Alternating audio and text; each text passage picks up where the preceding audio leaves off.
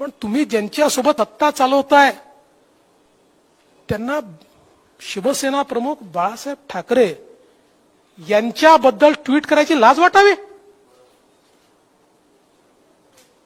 आश्चर्य. अरे आमचं शिवसेनेशी जमणार नाही, आम्ही भांडू, आम्ही त्यांच्या विरुद्ध संघर्ष करू, पण ज्या ठिकाणी शिवसेना प्रमुख हिंदू हृदय सम्राट बाळासाहेब ठाकरेचं नाव येईल त्या ठिकाणी संघर्षाला उभे राहू, त्यांच्या बाजूने उभे राहू, त्यांच्या विचारांकरता उभे राहू. तुम्ही मिसळ केली असेल त्यांच्या विचारात, आम्ही नाही केली.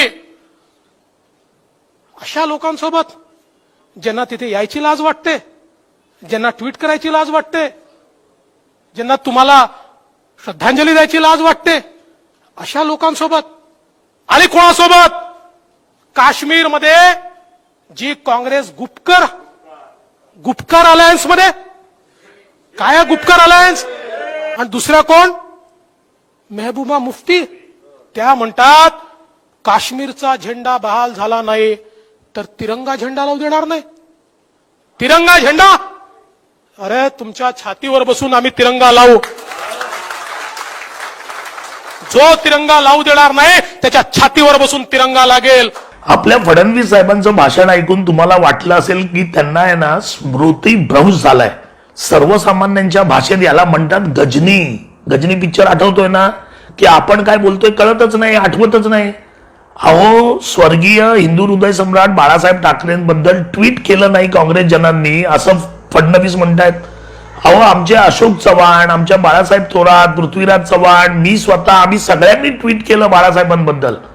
पण ज्या बाळासाहेबांनी भाजपला बोटाला धरून या महाराष्ट्रात घेऊन आले, ज्या बाळासाहेबांनी महाराष्ट्रात भाजपला मोठं केलं, ज्या बाळासाहेबांनी पंतप्रधान नरेंद्र मोदींना गुजरात दंगलीनंतर ज्यांची पाठराखण केली, ज्या बाळासाहेबांनी नरेंद्र मोदींना मुख्यमंत्री पदावर राहण्यासाठी त्यावेळी मदत केली, त्या बाळासाहेबांबद्दल पंतप्रधान नरेंद्र मोदींचं एकही ट्विट येऊ नये.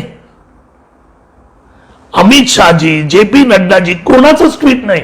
पण तुम्हीच तर सांगत होतात की शिवसेना आणि भाजप नैसर्गिक मित्र आहे. मग हीच नैसर्गिक मित्राची व्याख्या का? तुम्ही सांगताय गुपकार अलायन्स मध्ये काँग्रेस गेली, आम्ही गेलेलो नाही. तुम्ही सांगताय महबूबा मुफ्तीच्या छाताडावर बसून आम्ही तिरंगा लावू.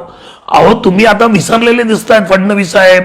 याच महबूबा मुफ्तीच्या मांडीला मांडी लावून तुम्ही सत्ता उपभोगली 4 वर्ष.